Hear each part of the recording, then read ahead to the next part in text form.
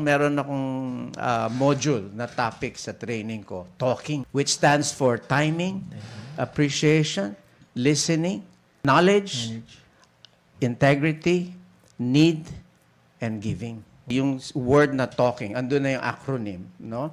For you to communicate, for you to talk, kailangan may timing ka. Yes. Kasi out of timing ka, hindi. Ano yung out of timing? Let's say, magpresenta ka ng magandang negosyo. Tapos, may patay. Timing, Kaya, yung timing. Timing, importante So, yun. importante yung timing. Tapos, yung appreciation. Kailangan maintindihan mo anong dinadaanan ng tao. Kasi minsan, nare-reject ka. Iniisip mo, ikaw rin-reject. Hindi naman ikaw rin-reject. Hindi niya ma-appreciate. Hindi mo rin ma-appreciate kung nasan siya. So, minsan, babatuhan ka ng mga negativity. Pag meron kang kinakausap sa negosyo, hindi mag-aano yan. It won't work. Hindi mo siya na-appreciate kasi. Hindi mo siya Hindi mo alam yung na-appreciate. pinagdadaanan niya.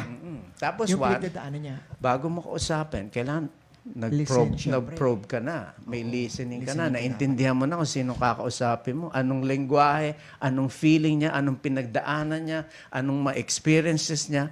Pag alam mo na yon, alam mo na paano siya pasukin. May kasabihan sa Vedic, go in like a needle, come out like a plow. Pumasok ka, medyo subtle lang. Hindi kayong overbearing na mayabang.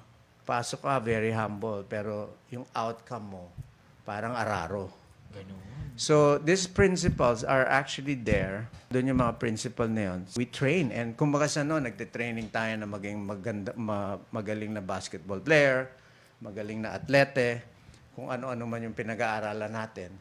Pero iniisip ng tao na hindi nila kailangan mag-aral para maging successful entrepreneur or para maging milyonaryo. Pinag-aaralan din yan. Skills din yan eh. Skills din yan, yes. Pero yung skills na yun begins with communication.